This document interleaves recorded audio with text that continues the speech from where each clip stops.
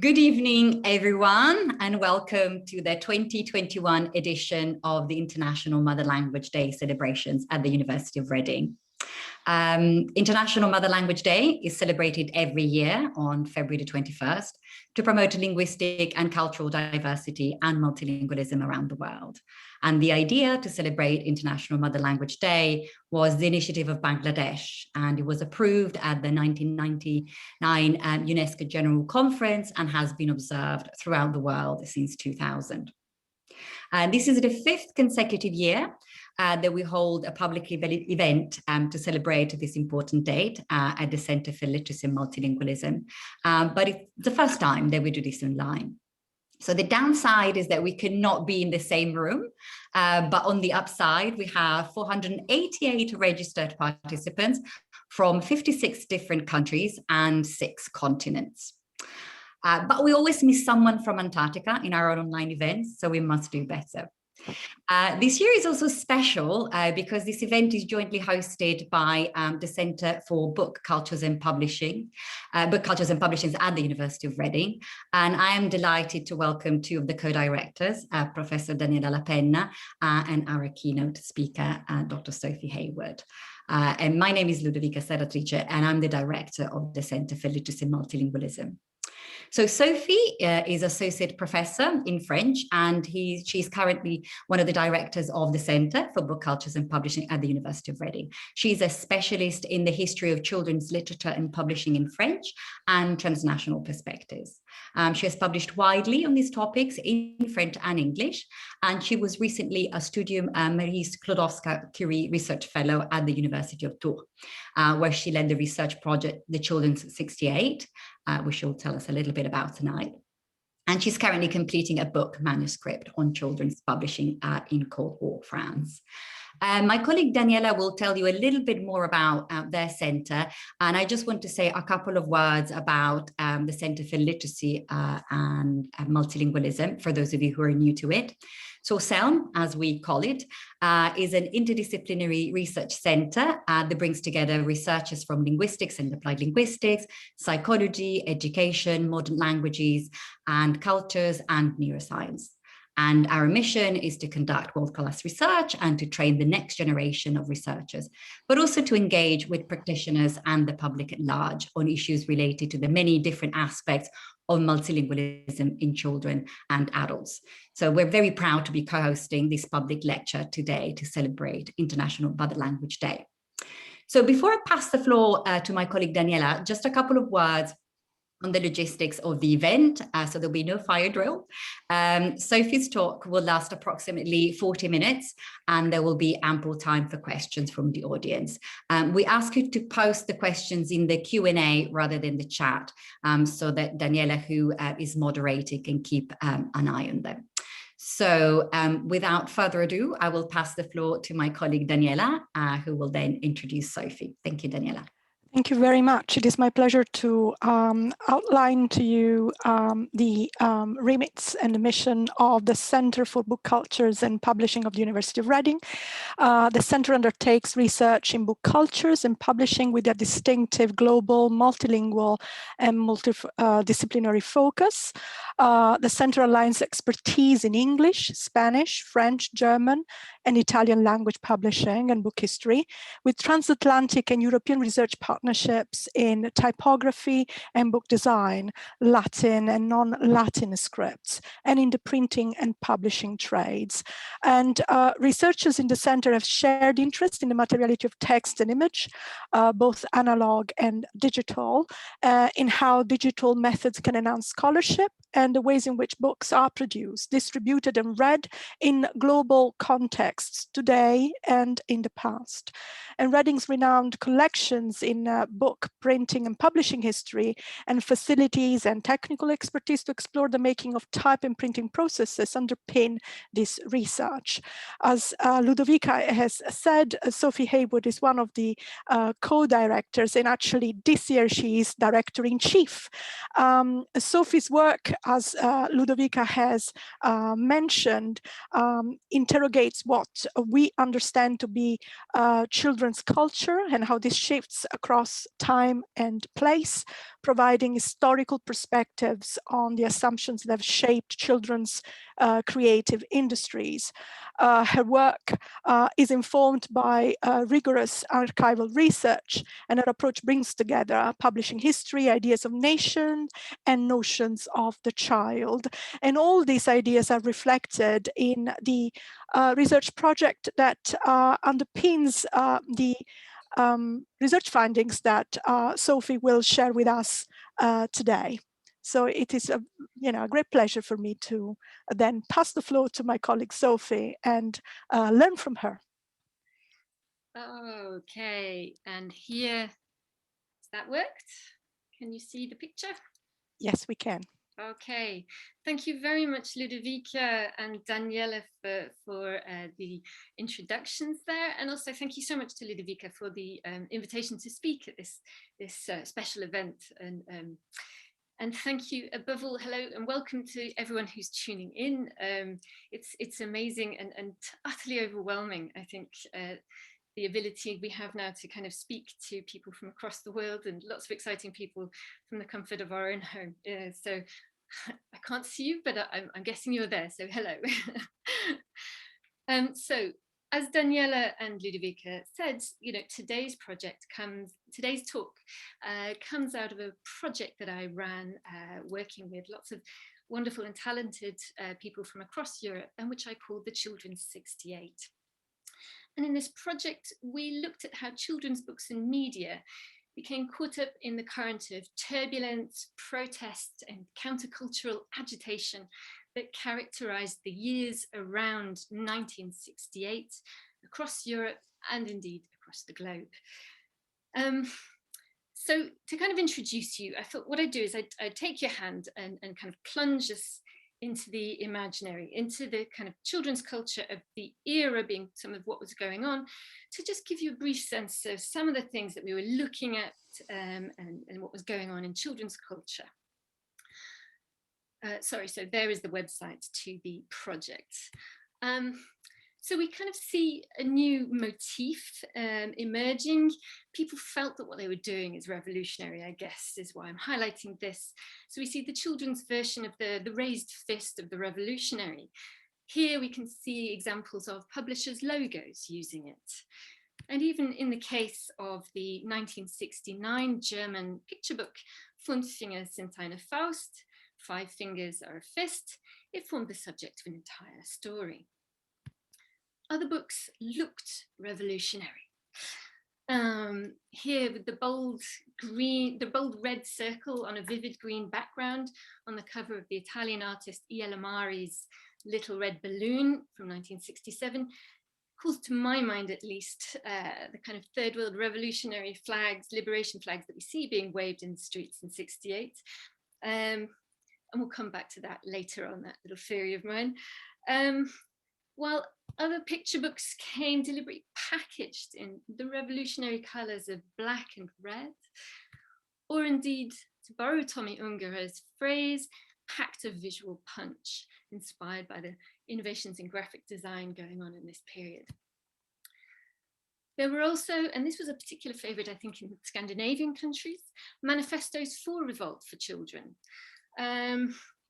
Scandinavia, the Danes produced the incendiary, on the left here, Little Red School Book in 1969, which taught school children that all adults are paper tigers and caused a global publishing scandal.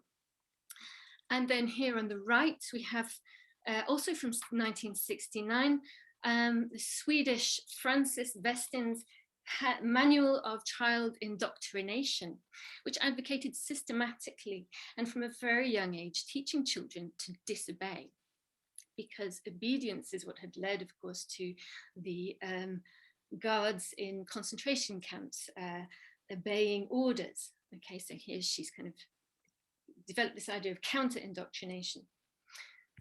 The Danes also produced politicized television programs for preschoolers, such as this television program Siggelina, and here is the Siggelina and the Escape from America in 1970, which featured scenes of police brutality against the Black Panthers. And even Britain, which had been relatively unaffected by the events of '68, witnessed the publication in 1972 here of the children's bust book edition of the Children's Rights magazine in 1972, which advised children on how to resist arrest. And then at the same time, in the early 70s, we see two landmark obscenity trials centered on countercultural underground publications ostensibly aimed at school children, including the aforementioned Little Red School Book. Also in the UK in 1968, one of the leading activists of the children's rights movement, Lila Berg, started work on the school readers series Nippers, which was designed to be a direct challenge to the white middle-class world depicted in children's reading books, such as the Ladybird series. Here you can see on the left using working class language, and then on the right, Berg recruited Beryl Gilroy, one of the first Black women to become a head teacher in the UK, here teaching Black Britons to see, white Britons, sorry, to see Black people as British. So the point of departure for this project was the observation that '68 is often seen as a watershed moment in quite a few national histories of children's literature and media. So I'm a French specialist, and you're going to work that out. I do refer a lot to France, of course, in this talk. But in France, you know, it's very noticeable. There have been many publications and books featuring writers, publishers, artists, talking about how this period really changed their work. Indeed, you know, made it possible for them to make and sell the kind of experimental children's literature that they wanted to make. So at a conference in 2005, the publisher Arthur Hubschmidt said, you know, you've got to talk about May '68. You know, why am I talking about it? Because it was everything. You know, it changed things for us radically. But we also see in histories of Italy, Scandinavian countries, and also Germany, it's all seen to be an important moment. And the recurring idea seems to be one of rupture, that this was a moment of often dramatic desire for rebellion. And I'd like you to hold in your mind that idea of rupture. I'm going to return to it. But interestingly, by way of contrast, we saw that this was a periodization that was missing from a lot of British scholarship. For example, you know, not everybody kind of sees this as an important moment. It's interesting, isn't it? The swinging 60s, they're not really seen as having played an important part, you know, been important to the historical narrative of modern children's literature in the UK. So, you know, you kind of wonder, I think, talking to people involved in the project, particularly Lucy Pearson, who wrote about the Nippers series, you know, she kind of said actually the political, social and cultural upheaval of the time did affect children's books, and it was actually quite a useful lens, you know, to kind of enter into dialogue with other histories thinking about '68 as an important moment. So it was quite a useful way of looking at things. And so this is the kind of the two ideas that were, you know, the two things that were really at the heart of what we were trying to do with this project. And this is where I think it kind of, you know, in some ways fits with the kind of Mother Language Day idea, but, you know, by working together across linguistic boundaries and kind of nationally focused histories of children's culture, and particularly by taking frameworks for analysis that are regularly used in some national contexts and then applying them to others, you know, it helped us to kind of see and think about finding new stories to tell about the history and development of children's culture. And second, then the idea was kind of trying to find ways to get disciplines to dialogue as well. I mean, I wanted to get people thinking in new ways about children's culture and its place in that big narrative of history, 1968, you know, basically offering a new reading of 1968 for the 50th anniversary, you know, showing how it was important for the way we think about children and how we speak to them. And so I used to kind of make this gag in 2018 when I was involved in lots of kind of talks for the anniversary. I used to sort of say, well, you know, we know that the students and workers there on the barricades, going on strike, protesting, we know that they weren't calling for a better quality of children's literature, that wasn't their concern. But, you know, I think really I'm going to start to underscore in this talk now that perhaps I shouldn't have been so apologetic. You know, we're not that far away from it, because you know, the kind of political culture of 68, that radical rethinking of society and authority structures in particular that underpinned the political culture, certainly incorporated thinking about the family, the school, as authority and power structures that oppress the child and then, you know, kind of shape the adult into interiorizing the norms and conventions of society. And so here on this slide, you know, you can see a couple of examples of theorists writing on the school. And on the left-hand side there, a May 68 poster critiquing the infantilization of the young and their suppression of their freedom of speech. So there is a kind of children's liberation movement that we see emerging. And childhood, child rearing, it's deeply politicized, deeply political. It's a process of socialization. And there's a fascinating book by the French sociologist Julie Pagis, where she's looked at how 68ers as parents, so people who participated in 68, when they were parents, took alternative education, child rearing incredibly seriously. You know, she details how there was a kind of a flourishing of alternative creches, nurseries, experiments with different types of family structures based around communal living and collective parenting, attempts to raise children in non-sexist ways, anti-authoritarian modes of parenting, you know, experimenting with new ways of structuring the parent-child relationship. And here I've just given some examples. On the left-hand side, that is a picture of a crèche sauvage, a wild nursery, an alternative nursery set up in the Sorbonne in May 68 for children. And there on the right-hand side, I've got an image from a similar kind of anti-authoritarian Kinderladen from Germany, so called because they were usually set up, kind of improvised in old shops. So to draw all my introductory threads back together here, what goes hand in hand with this movement is a rethinking of children's books, their media, their culture, as they become sites for experimentation in the late 60s. And it was an important means for critiquing prevailing ideas on children and their institutions such as schools, but also a way of kind of speaking to children differently. So I'm now in the talk going to focus on translation as a way of thinking about how connected this moment was. You know, we identified 68 as an important watershed moment in many countries. But by taking a comparative perspective, we could think about all the similarities and differences between what was considered radical and the ways in which the kind of movements of books and ideas could move things forwards, could have an explosive effect. And so we could start to trace kind of axes of exchange of ideas and flows, trace flows of experimental books and translations. So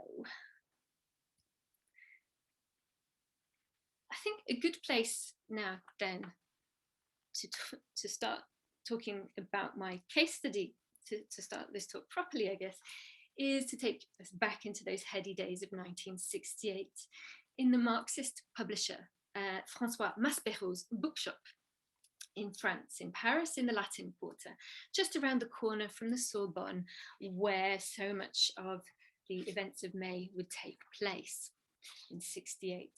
This bookshop was a gathering place for student radicals, and particularly it was the chic thing to be seen actually on campuses, to be, you know, reading one of his pioneering series of cheap paperback editions of leading Marxist and third world anti-imperialist thinkers such as Che Guevara, Fidel Castro, and so forth.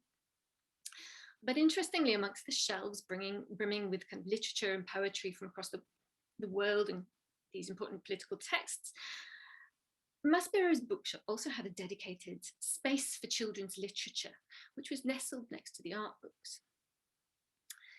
And this was where you could procure rare copies of one of the most exciting and dangerous books for children in France at this time.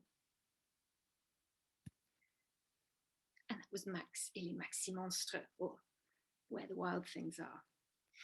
So I should apologize really for being maybe a little bit hammy here, but I suppose I wanted to make the point that this book was kind of, underground or slightly revolutionary in France. It was underground. You had to go to places like Maspero to get hold of this book. And so the question really is, why? What's going on here? So this now classic book, Maurice Sendac's Where the Wild Things Are, published in 1963 and winner of the prestigious Caldecott Medal in 1964, published in the States. In New York, his talent had been nurtured by the legendary Ursula Nordstrom at Harper and Row.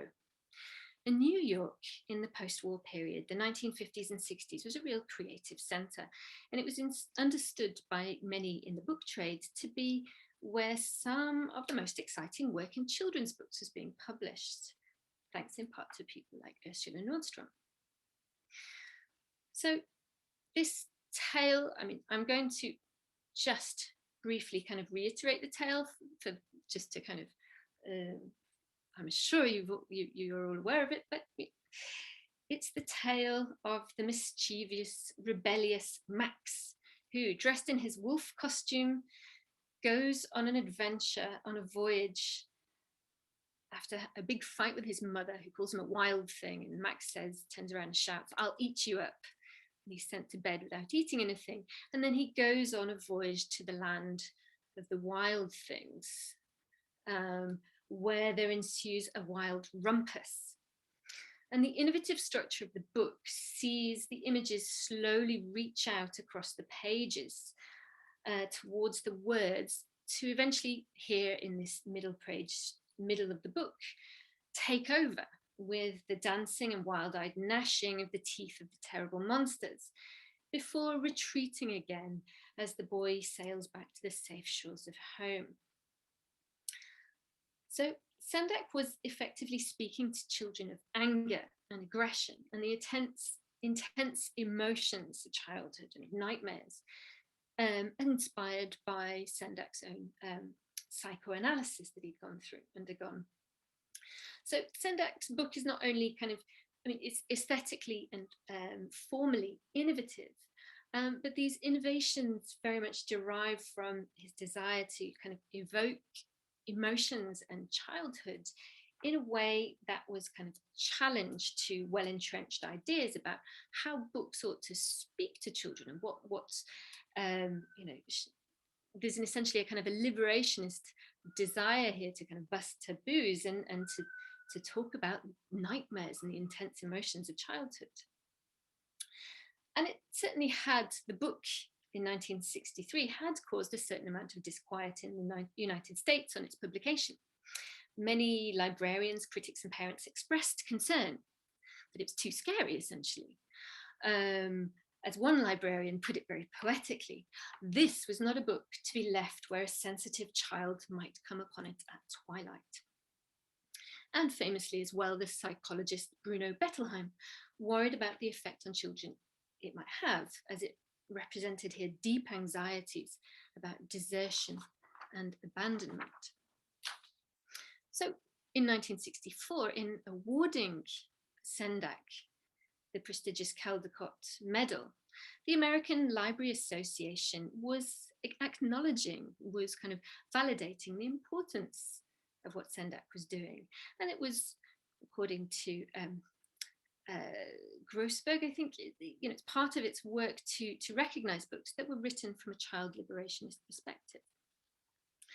Certainly, if we look at Sendak's acceptance speech, he talks about, he says, certainly we want to protect our children from new and painful experiences that are beyond their emotional comprehension and that intensify anxiety.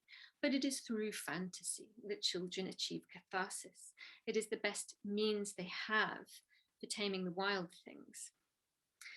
And there, do you remember I was sort of talked at the beginning about this importance, I think, for this idea of rupture, or of some kind of clash. I think here, what I'm interested in the way Sendak talks about his book is that kind of contrast, tension he identifies between our desire to protect children from painful experiences, and then the sort of importance of a certain freedom, catharsis. So there is kind of, I'm following here Michael Grossberg talking about childhood in post-war America and the emergence of the children's rights movement, the kind of peak of a certain form of children's rights movement. He talks about there being two different modes, this sort of caretaking mode, and with an emphasis on children's right to protection, and then the opposite, which is the right to freedom, a liberationist mode. And what we see in the 60s in the US, and I would align Sendak with that, is a sort of a growing emphasis on the right to freedom from overprotection.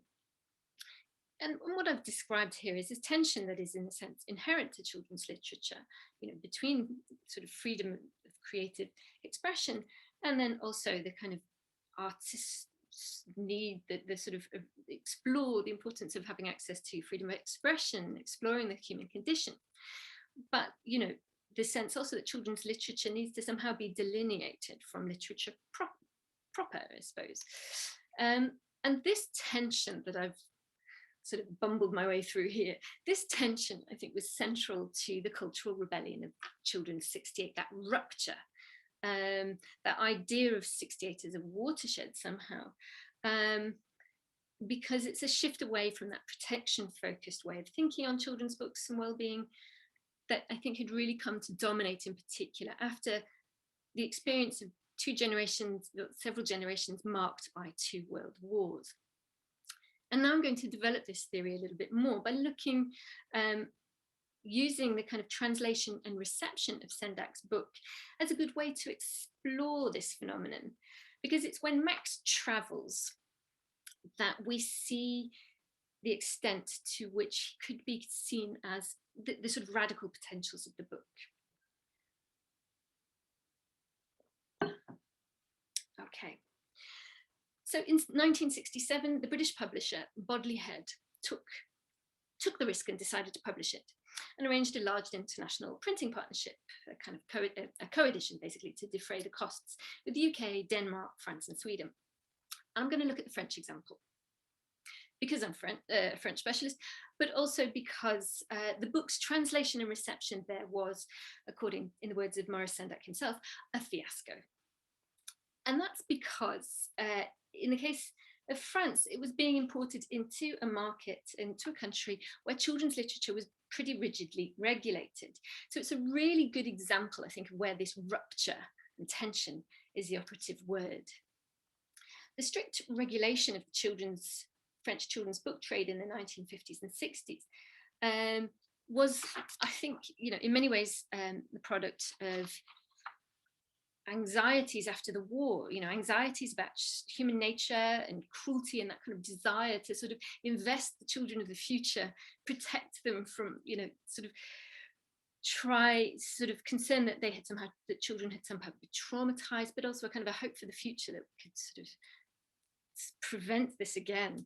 And the theoretical backbone for this idea, this discourse, was provided as well by the rise of child psychology, including the popularization of Freud's theories that our early years play a key role in our psychic development and that childhood traumas can scar us for life.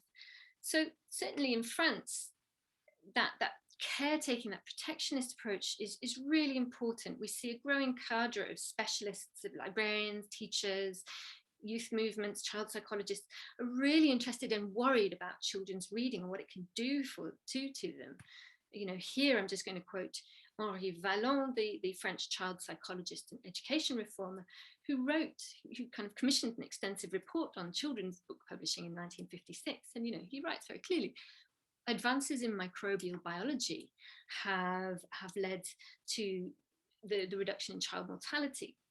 Now we, the psychologists, we have this opportunity to really kind of improve children's moral environment, the books and things they get access to. The great concern in this period, in the 50s, is the 40s and 50s is American comics, lurid American comics. That's what they're worried about.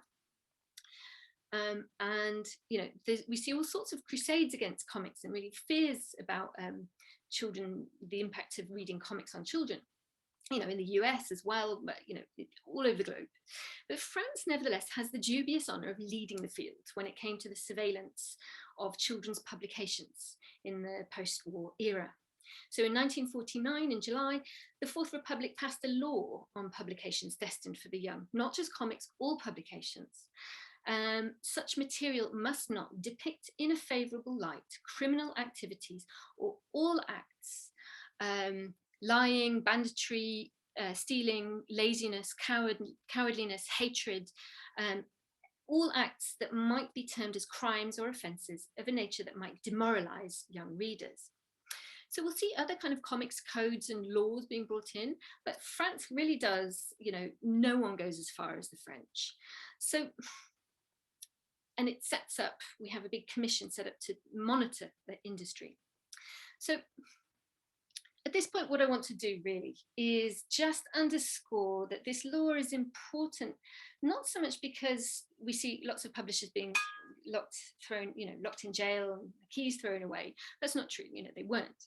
But it's important because it's a verbalization, a sort of concretization of a structure of feeling, of this kind of widely shared concerns about the impact that children's reading matter could have on their psyches.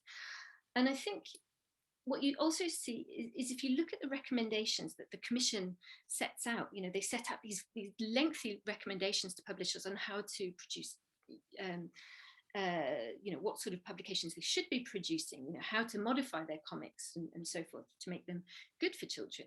They echo ideas that we see across kind of educational and welfare publications on books and so forth. And what's interesting is their recommendations cover things like plot construction, characterization, heroes in the relationship to their family and that they should have jobs and things like that, but also overall design.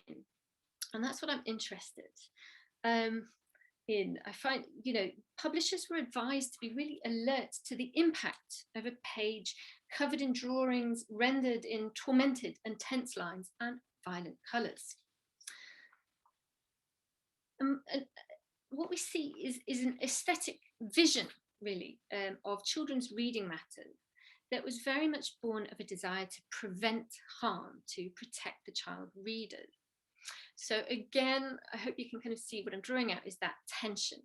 And here, you know, it's very much France in the 1950s and early 60s is really kind of carefully regulating the industry, and it's all around this deep, profound desire to kind of prevent harm, to protect the child reader. So I think we can see how in France then, Sendak's Wild Things would make a profound impact. And certainly what's interesting is Sendak's book, when it's published in France, is essentially, I think, kind of spurned by the critics. That's what we think. So they don't talk about it at all. It's kind of, there's just this kind of unhelpful silence. And this is how we find that one of the bookshops that was prepared to stock this book was the revolutionary activist François Maspero. You know, it does have this kind of underground status. And in France, then there's this kind of legend, really, that's sort of grown up around Sendak's book, you know, as being part of this kind of rupture, this moment of the 68 of children's books, you know, the part of the shaking up of things. For this new generation of publishers that we see emerge in the 60s that has become deeply frustrated by the post-war kind of cocooning of the child and the disastrous effect it kind of had on children's book production. So let's look briefly now at the translation itself. The French publisher, then in the co-edition agreement, that international partnership, was Robert Delpire, who was an art publisher, a photographer, curator, and editor. And he does have a small but well-regarded series for children, series of books for children that he publishes. And the translation, and they were doing some of the more interesting things in publishing for children in France. And the translation was very much an in-house effort. It was done by the senior literary editor at Delpire, who was Bernard Noël, a poet and an author.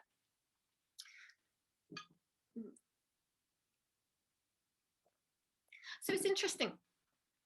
The title, let's just focus here on the kind of on the cover, on the title and the cover, because in Where the Wild Things Are, the emphasis with that title is on the place.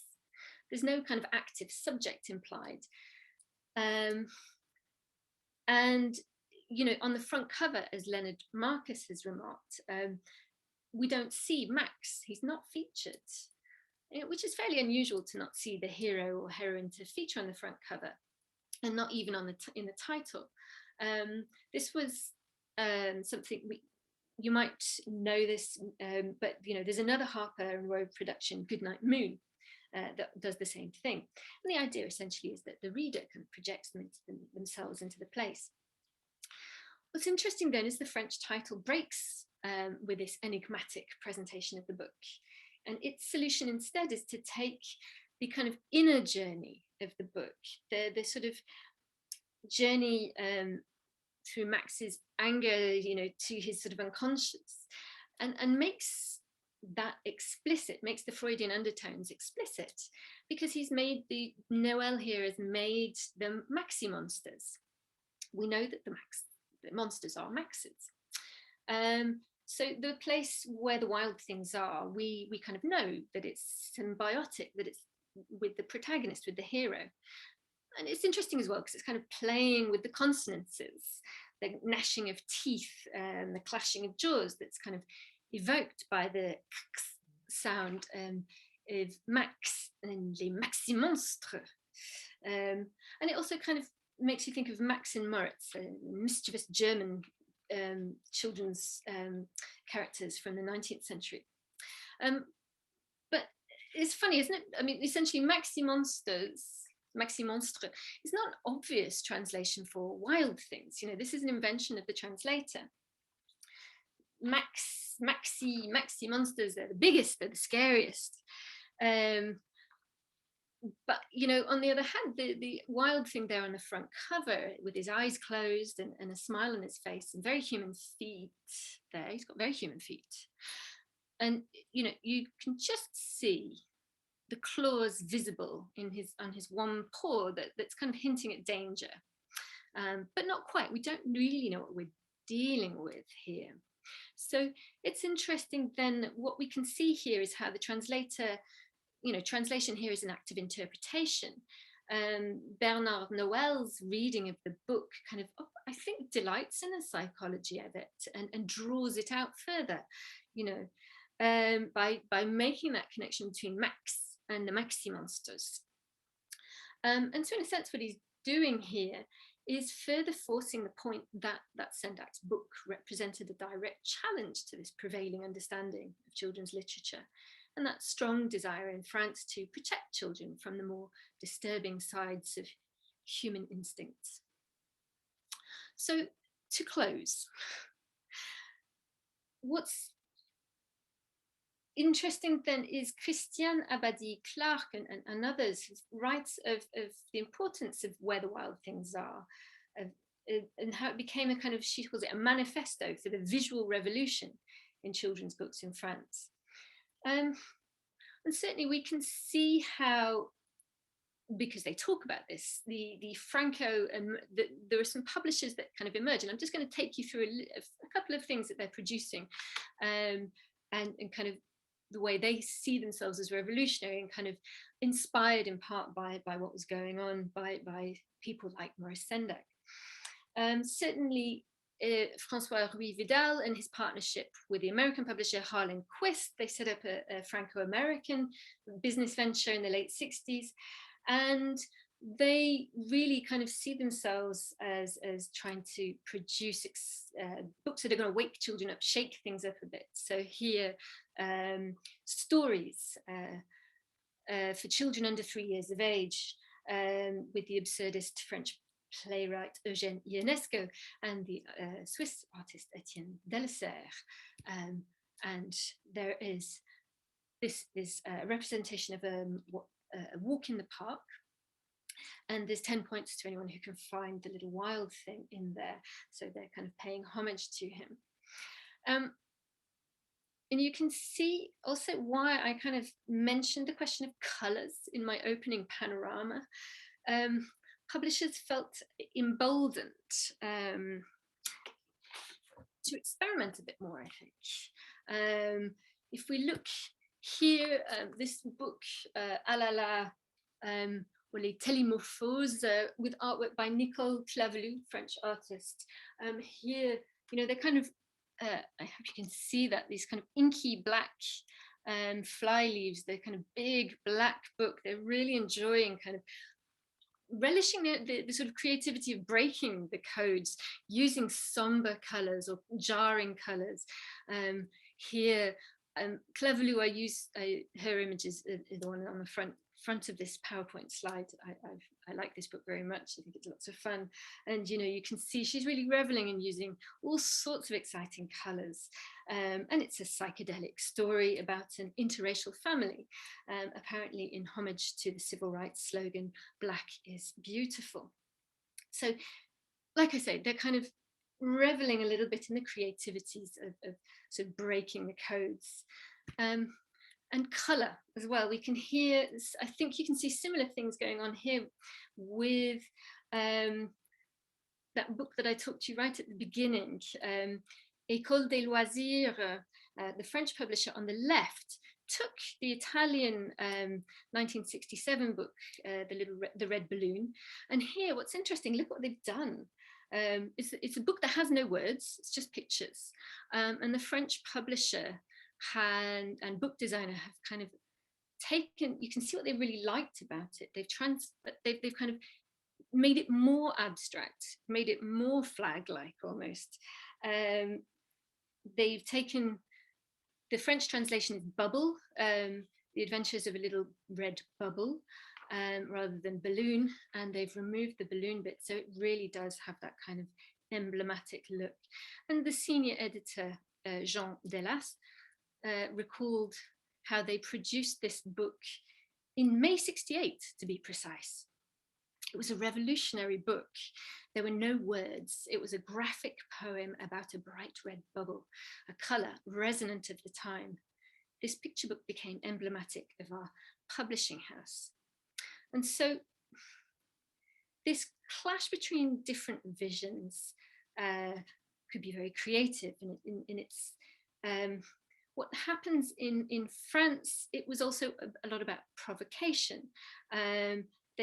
The French partnership, Franco-American partnership, Harlan Quist, for example, was a little bit different to Sendak, and I think they're much more aggressive in kind of trying to be provocative, trying to cause a spectacle, which is a very '68 thing to do. And you know, you can see them being kind of influenced, I think, by the political culture of '68.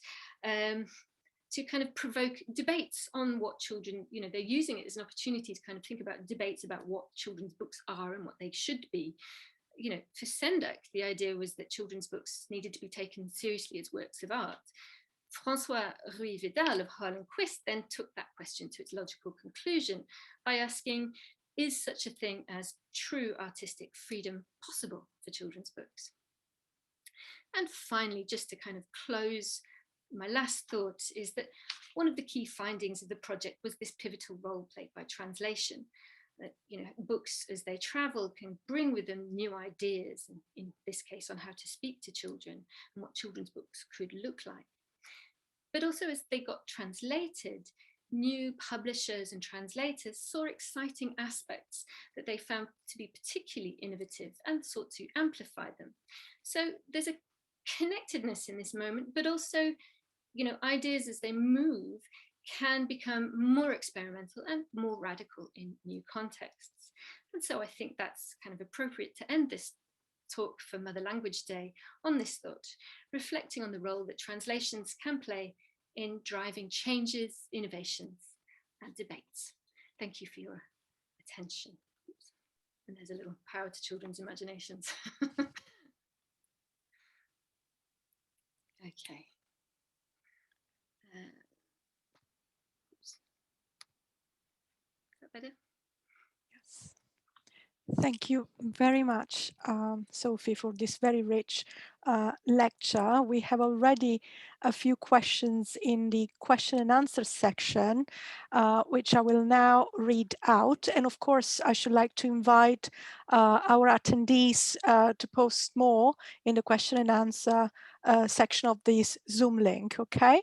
So I'm going to read out the first is a comment from Theo Reed. I hope I am pronouncing your name right. He didn't realize that he was a revolutionary. He was given Sendak's Wild Things sometime in the mid-60s as a young child, and he thinks he was so lucky to have had access to a wide range of children's books. So I don't think this is a real question, but a comment, you know, a sign of enthusiasm for the topic.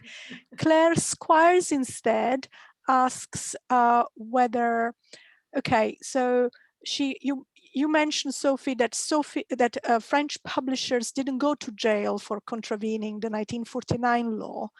Did they instead self-censor, or did prosecutors not take forward prosecutions?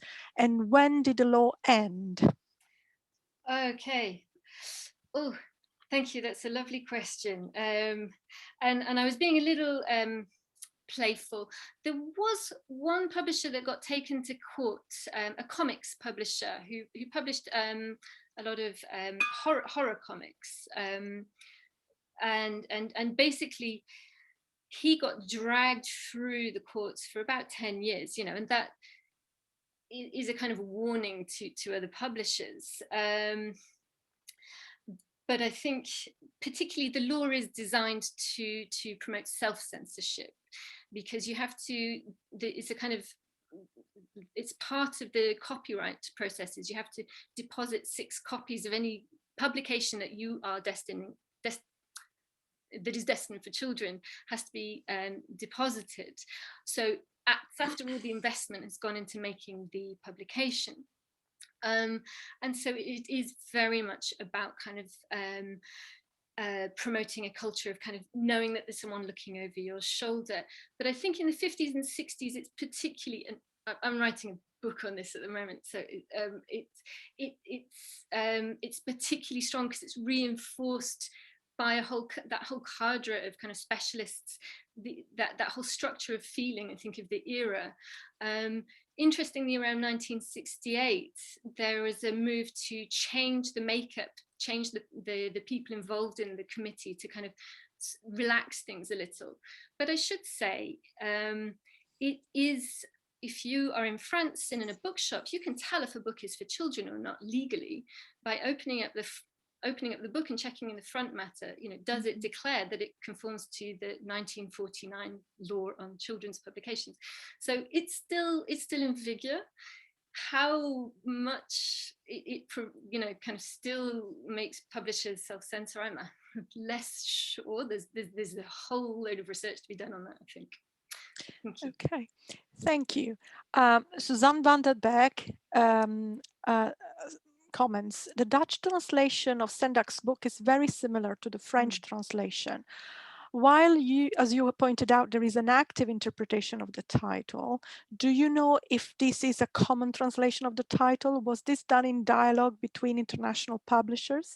I have partially, provided an answer because in Italian, and this is a favorite book of mine and of my daughter, the title is translated as Nel paese dei mostri selvaggi, in the country of savage monsters. But of course, you should know, you know more. So tell us about what happened to this, to the translation of this book beyond France, if you know. Thank you. Again, great question. Thank you. And thank you, Daniela, for saving me the embarrassment of mangling your lovely language. No, you're right. I think it's just the Dutch translation that has the same title. Otherwise, Isabelle Nier-Chevral has done some work on this. And according to her, most of the other European translations published around the same time go for the solution that the Italians went for. So kind of turning the wild things into savage monsters, wild monsters, but keeping that emphasis on place. So it's only the Dutch. I don't know why. I don't know how much dialogue there was. I mean, I think for the Dutch to be using maxi monsters, I think that has to kind of, I don't know if it comes, I think it comes from the French, but you've just exposed me as being, having a serious French. Okay, it's a work in progress. I mean,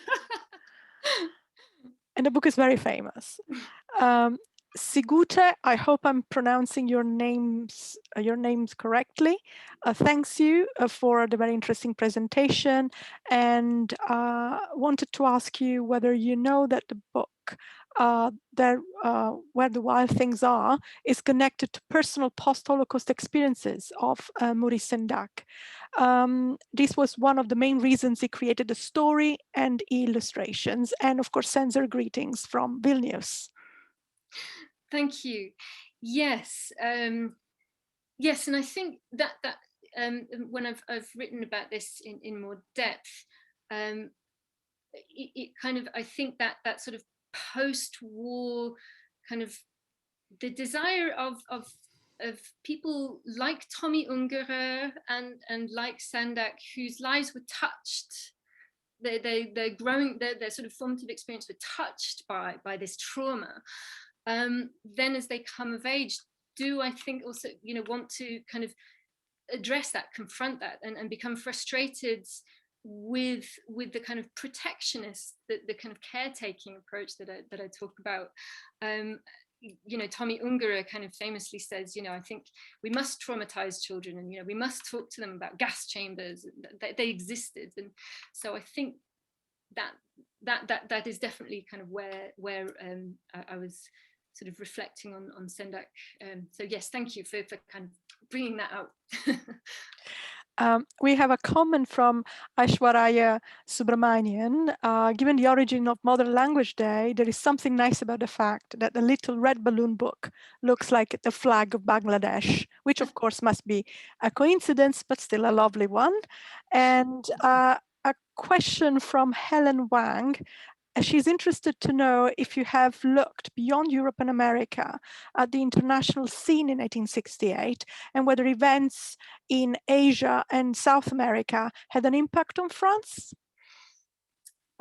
So it's a great question, and you know, the short and honest answer is no. I felt that this, you know, I would love to do more on that and really kind of investigate it further. I think when I kind of investigate translations, I like to feel like I kind of work, you know, I like to be able to understand the kind of the source culture, the target culture, and so that would be a fantastic project, and I think it's absolutely there. So François Maspero, you know, he comes to the, you know, he's such an important figure in French publishing because he's one of the only ones who publishes books criticizing the Algerian War, for example. And the Little Red School book, you know, there's a lot, I didn't talk about that particularly, but you know, that really does need to be kind of placed in that kind of global context, because it's a book that's very much speaking to that, the sort of anti-imperialism, and you know, becomes a kind of a global phenomenon and a global scandal. And so I would, you know, I think it would be wonderful, and I'm ashamed to say I haven't really explored it fully, no. Liliana Santos, thanks you for the interesting presentation, and her question is, do you think children's literature still has the same amount of power, influence today when it comes to being an agent of activism for children? Oh, that's a wonderful question, and it's too wonderful to answer. I feel I should put it back to the floor, really. I always hide behind the fact that I'm a historian. By temperament, I love to talk about the past. It's much safer than kind of, but I would like to think yes. I think it does. But that's a wonderful question, and well, it's a big one. I think we need to wait a little bit more to historicize the current period, to see what is really happening when it comes to activism for children via children's books. Elizabeth Bentley has a comment more than a question. When she was 17 in May 68 and studied it as part of my languages degree, she later home educated her children, and John Holt and Illich were both influences. And she had not made a connection previously between May 68 and her decision to home educate. So, you know, personal response, very personal response to your to your work. Then we have a question from Milu Pereira Nihuis. Many adults have been traumatized by the Second World War and never spoke about the horrors of the war, almost as if they tried to forget about it. Do you think that by publishing books that protected children, they also protected adults from having difficult conversations? Yes. Yes, short answer, but yes, I think absolutely. Very beautifully put, yes. Okay. And then we continue. Jan or Jan, do you know when the French translation was published? The Dutch was published in 1986, and I guess we just need to repeat the year in which Sendak's book was published in French. 1967. Okay. And another question from Ian or Jan. Have you got any idea of the influence of other media, especially TV, on the spreading of new ideas in the 70s? In the Netherlands and Flanders, they were very important in liberating children and their books. Yes, and I sort of deliberately at the beginning used the phrase children's media, even though I disgracefully then went on to focus on children's books, because that's what I do. But I was aware of the work of the Danish scholar Helle Strandgaard Jensen, and sort of persuaded her to join the project. And so this is where, you know, she looked at children's TV as being in Denmark, you know, where some really interesting experimentation was going on. Deliberately, you know, it's that sort of using a format that was kind of, I think the phrase she used by the theoretist was scrap trash culture, using a media format that was kind of lowbrow to really kind of produce interesting experimental material. I think, like you say, there is a lot more to be said on that, though. I don't want to pretend that I could, you know, I focused very much on children's literature, and I think there could be really interesting further comparative material studies done on that, and so thank you. Okay, another question from David Buckingham. By the way, we have over 20 now in the in the question and answer session. So, so David says you gave a great talk, and he suspects that campaigns against dangerous children books might appeal to people with quite a range of political motivations. In Britain, the campaign against horror comics brought together the moral right and the political left, especially the Communist Party, though of course this was the early 50s. The comics were a target for the left because of anti-American sentiments, and this was seen as evil American capitalist culture. So the politics of this are sometimes quite contradictory. Well, it's more a comment than a question. Apology. No, Would you like to add to this? Thank you, David, and nice to sort of hear you mentioned, and he's right. This was a discussion that we kind of had in the conference around this. Was the kind of you know, it is coming from lots of different sides, and also that kind of, we also talked quite a lot about that kind of liberationist approach actually being quite dogmatic in some respects as well, and you know, could be quite rigid and so thank you. Yes, it's an excellent point. And Nicola Daly's, I think, is also looking at a theme that has emerged in this questions thread already. It's more a comment than a question. She thanks you for the wonderful presentation. You've given her a lot to think about. Just a comment. The tension you have discussed between protection and catharsis in children's literature reminds Nicola of the tension in traditional literature, which has often been revised to protect children. And Atul Wadwani asks, what do you think about the possibility of true artistic freedom regarding children's literature? Is this possible to achieve? Thank you. That's again, that's, as a historian, I love to kind of hide behind the objectivity. As the parent of a 3-year-old, well, no, she's just turned 4. It's forcing me to kind of confront theory and practice, which is really quite challenging. The short answer is, I think no. I think. And the other example I would have talked about was the Little Red School Book, which is deliberately provocative, and you know, they're provos, inspired by that kind of Dutch movement of aiming to kind of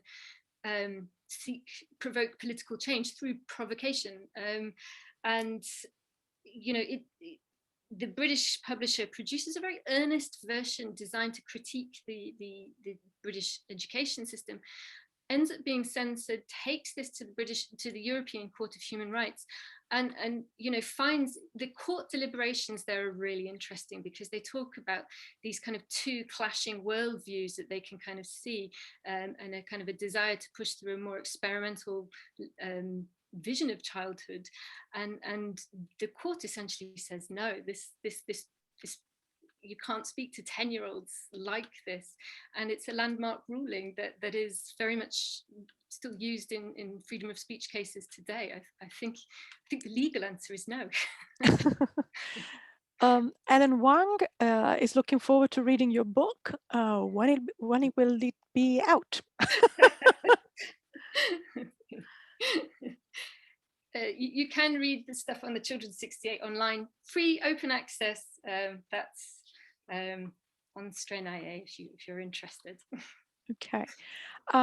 Phyllis Ramage is a librarian and former children's librarian, and in her experience, contemporary children's books today still reflect personal, social, and political issues that affect children, can empower them and validate their experiences and instill an activist spirit in them.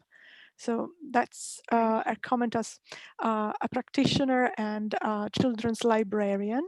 Would you like to add or expand on this, on your collaboration with children's librarians as well? No, thank you. It's good to hear kind of the contemporary response, actually. Okay. All right. Rachel Feldman wonders if you had anything to say about Sendak's early versions of Where the Wild Things Are, and the evolution of the monsters from wild horses into the final iteration. Do you see this as as important for distinguishing between the human and the animal in any way, or separating the work from that of other animal tales? That's a good one. Oh, crikey. I have looked at you know, that it is interesting, this question of the kind of evolution and his move to sort of more ambiguous monsters, going from wild horses. I think kind of inspired by illustrations by Ralph Caldecott from the late 19th century, and you know, how they become monstrous, and then by sort of making them things is really interesting. I think that to me seems like a quite not just to me, other critics, you know, the kind of the genius really is that real ambiguity of exactly what are they. So I haven't thought particularly about the kind of human animal aspect, which is clearly present actually when you know, the sort of bovine aspects of some of the monsters. That's really, really interesting, and I confess I haven't properly addressed that, no. Okay, right, there are quite a few others. Sorry, just trying to select a few. Right, here we go. Mrs. Jadav asks you whether you feel that we have taken a step back when it comes to children's books. Thank you. I mean, that is, and thank you everybody for all your interesting questions so far. Actually, it's been very thought-provoking. I don't know if I would sort of see things in a kind of linear progression. I think we confront the same questions and answer them differently. You know, I find the late 60s a really interesting period where some sort of difficult questions were asked. You know, that question of kind of, you know, is there such a thing as true artistic freedom in children's literature? That's quite a kind of provocative thing to ask. I think is interesting. And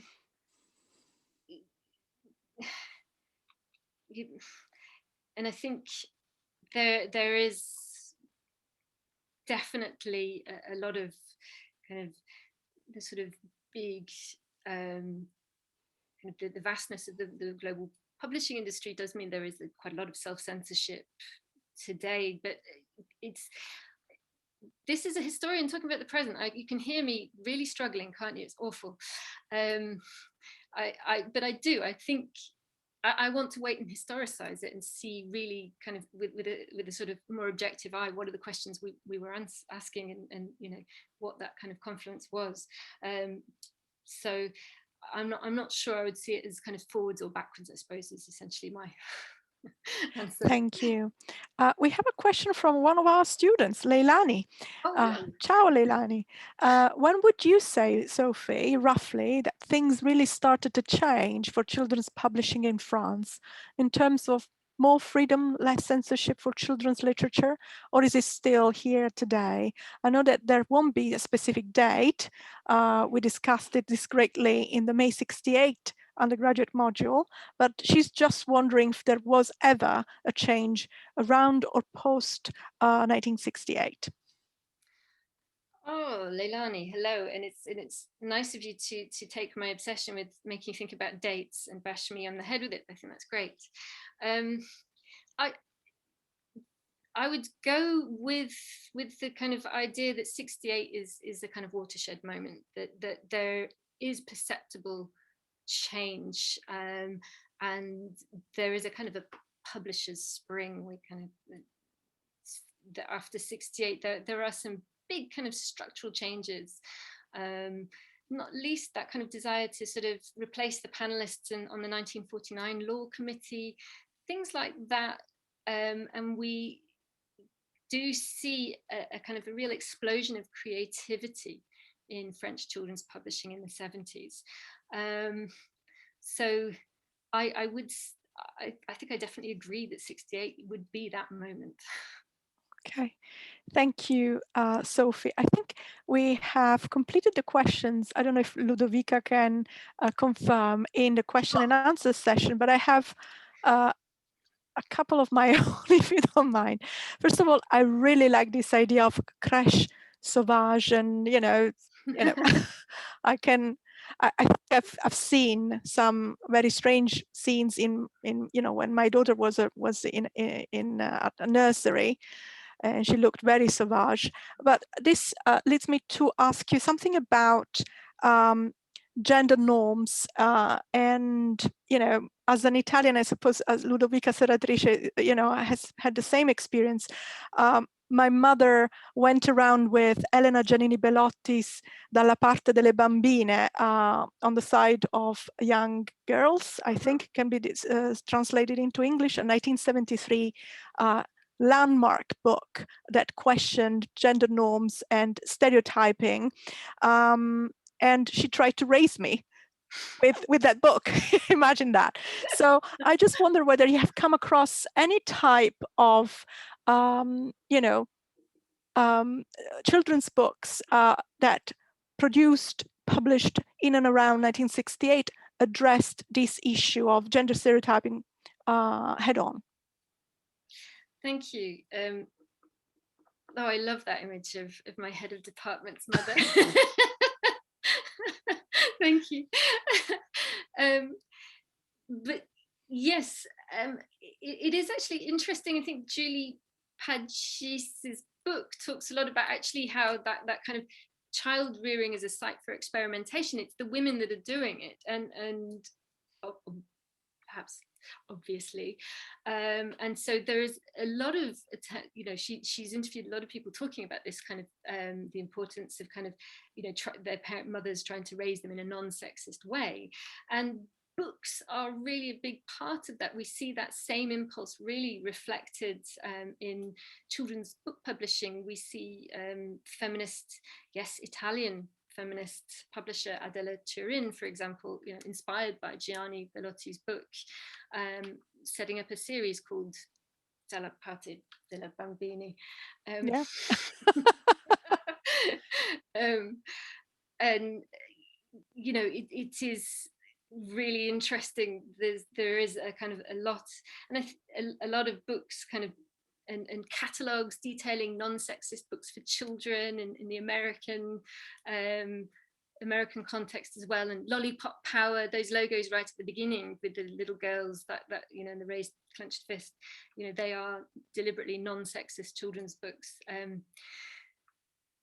So yes, there is a lot of that going on, and I would need another talk really to kind of take you all through, but I can imagine. Thank you. And there are a few, I think, comments in the chat that perhaps we could address. I'm afraid some of the identities are not so very clear because there are some email addresses and so on, but several attendees comment on the fact that it's interesting to hear that forward-looking radical works for children were actually on the university syllabus in 1968, and in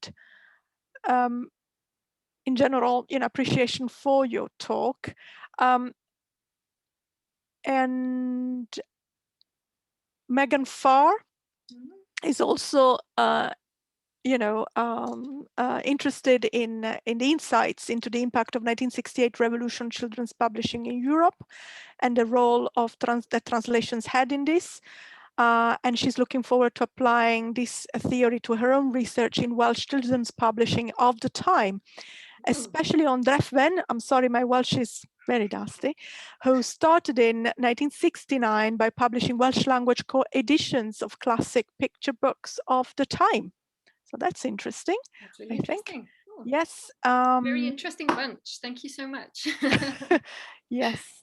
And Gabby also finds remarkable that people in Germany may have found Sendax too scary, but had no trouble telling their children the Grimm's Tales, the original, not the Disney Drek. Well, you have a point there, Gabby. And that was a point made about the 1949 law as well. No fairy tale is going to make it through the sort of restrictions of the 1949. And Rachel Feldman tells us that Golan Moskovitz has published a lot about the queer context of where the wild things are. a queer youth escape to new spaces. And Elisa Bolki should be from the girls' side. I suppose she's referring to the English translation of Elena Giannini Bellotti's book. And Julia Podjeska thanks you. I certainly got your talk got her thinking about her Cold War childhood, completely different books in Poland and England, apart from Alice in Wonderland, but that would have been available pre-1945. I do recall finding the colors and illustration in Poland far more attractive than in the UK publications. Perhaps children's books were a good place to employ people post-art degrees and gave people who wanted to work with their imagination space to do so, more than in adult world jobs. Actually, this is one of the questions I wanted to ask you, because some of the artwork that you showed us, it's absolutely fantastic. Will you or have you worked on the illustrators? And, you know, if you have, is there something that you would like to share with us today about the way to go about or navigate their adult world jobs and the children's books they produced? I think that's interesting. I'm trying to work out. I may be slowing slightly.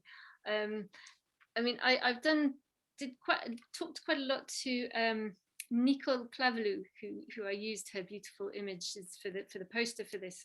You know, I find her fascinating, and she's interesting because she worked in kind of comics for adults, graphic novels. You know, she's by no means just sticks to children's literature, but ends up in the sort of 70s, late 70s, later 70s, saying, you know, I really like what's going on in children's books. They want to make revolution at the moment. I'm more interested in what they're doing than the comics world, which feels very restricting to me. So it's interesting. She clearly, I think, you know, that sort of idea of children's books being somehow more creative was definitely important to her. I don't think I've answered that question very well, but. And we have a comment in the question and answer area of the Zoom link from Carol Bottrill. When she was 8 in 1968, was taken to the library regularly by her granddad. She was allowed to explore books and has been a librarian for over 30 years. Working in school libraries, she has seen a shift in the publishing of children's books, and issues such as refugees, for instance, written about in both picture books and fiction form. During the pandemic, there have been books published giving hope, and I wonder whether 2020, 2021 will see a shift post-pandemic. That's a really interesting question. Yeah. Okay. I think I have exhausted so far the questions that I have in the question and answer section. Right. And let's see whether there is anything else in the chat. Right. Nope, I think not. Great. You've done a wonderful chairing job, Daniela. Thank you so much. So I guess it probably is like the last thing to do is to thank Sophie again for a fantastic talk, and all our attendees. We had in excess of 200 people who logged in and offered and shared the perspective and their experiences. It's been truly wonderful to see. So very happy International Mother Language Day, one day late to everybody.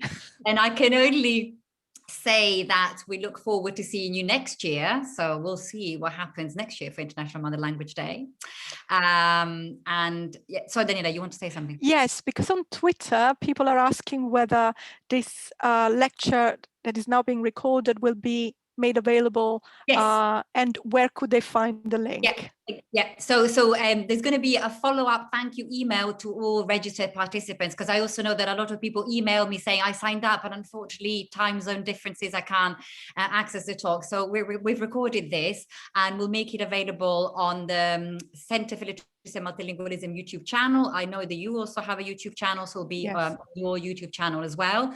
And then again, people will also have an opportunity to put the links of our centers. Of course, we've got, you know, a lot of online events coming up now, so it's a really good opportunity for people wherever they are to come to our centers and see what's going on.